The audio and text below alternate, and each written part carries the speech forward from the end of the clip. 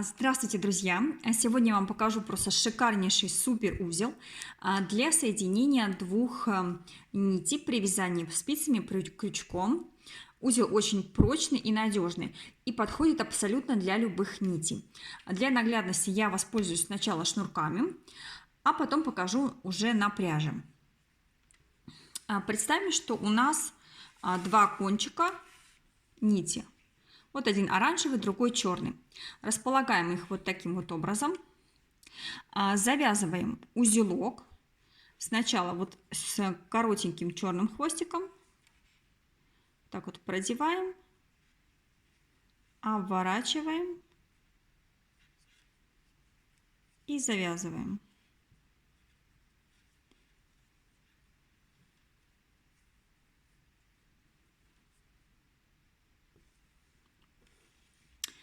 Теперь оранжевый хвостик точно так же обхватываем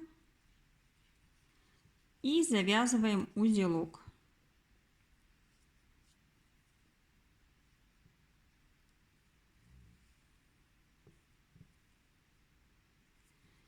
Плотненько завязываем с обеих сторон коротенькие хвостики и теперь тянем длинные хвосты, то есть основную нить. Вот таким вот образом наши завязанные узелки сходятся, и при дальнейшем натяжении данный узел, он еще сильнее затягивается, и данный узел трудно будет развязать вообще.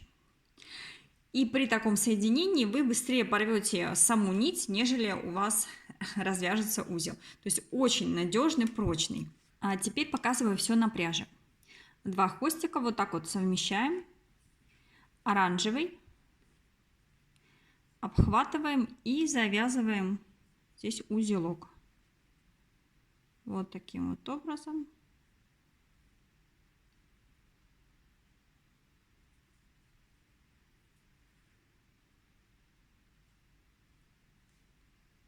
И затягиваем. А теперь второй хвостик. Также обхватываем вокруг оранжевой нитки и завязываем узелок.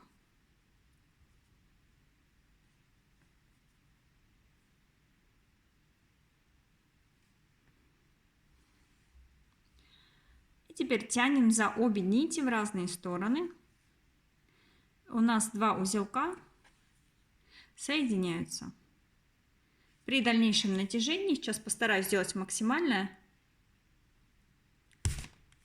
Ну вот, коричневая нитка порвалась, а с узелком все в порядке. Очень прочный, надежный узел. Можно обрезать хвостики под корень.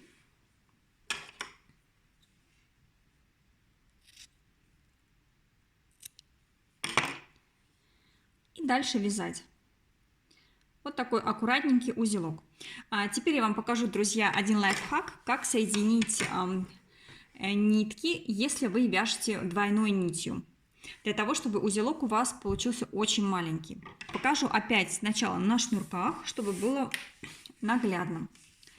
Допустим, вы вяжете черной нитью, двойной. Вот она у вас так вот расположена, и вот уже заканчивается. И вы хотите присоединить там следующую нить.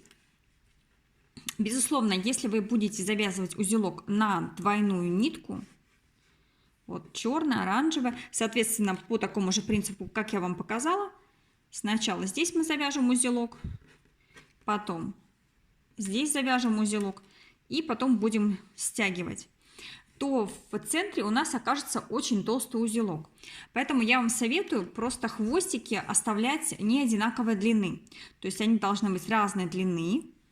Один длиннее, другой короче. И так обычно и получается при вязании. И соединять уже поэтапно. Сначала короткий хвостик мы завязываем так же, как я вам показывала, вот здесь вот. Стягиваем, у нас получается здесь маленький узелочек. Дальше вы провязываете до второго хвостика. И здесь тоже завязываем уже одинарную нитку. И в итоге у нас вместо одного толстого узла получится 2 маленьких узелка, которые в плетении видны не будут. Друзья, узел, который я вам только что показала для вязания, называется рыбацким узлом, но его по ошибке называют ткацким. Но при вязании на самом деле он очень практичный, надежный, классный узел. А теперь я вам покажу парочку лайфхаков с узлами, которые могут доставить неприятности. Они не очень надежные, и на некоторых нитках они просто не срабатывают.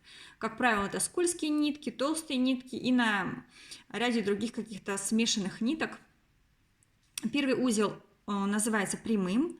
Выполняется он очень просто. Фиксируем свое внимание на одном хвостике, в данном случае левый. Сначала его сверху перекрещиваем, прокручиваем.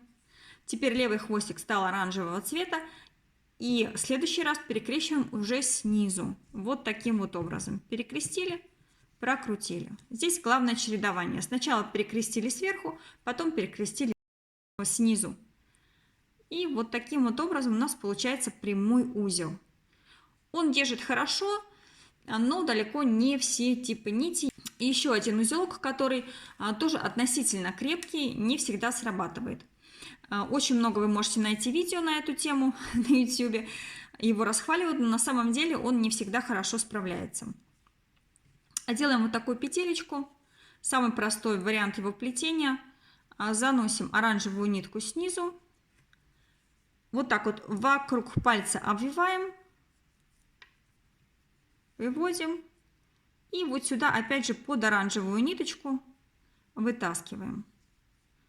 Вот если очень близко показать, он напоминает немножко прямой узел, но здесь происходит еще перекрест и один хвостик выходит наружу. Вот таким образом он затягивается. Ну, на моих нитках оранжевых, коричневых, конечно же, он распускался. Вот такой вот узелок, его называют ткацким. Но на самом деле ткацкие узлы – это целая группа узлов. Прямой узел, данный вот узел, он называется шкотовым узлом. Взят из морского дела, из альпинизма. Ну, они держат не очень хорошо. А вот первый узелок, который называется рыбацким, это самый классный узел, и он вас выручит при вязании любым типом пряжи. Ну а на этом, друзья, все. Ставьте лайки, дизлайки, комментируйте. Надеюсь, вам видео очень понравилось. И до новых встреч!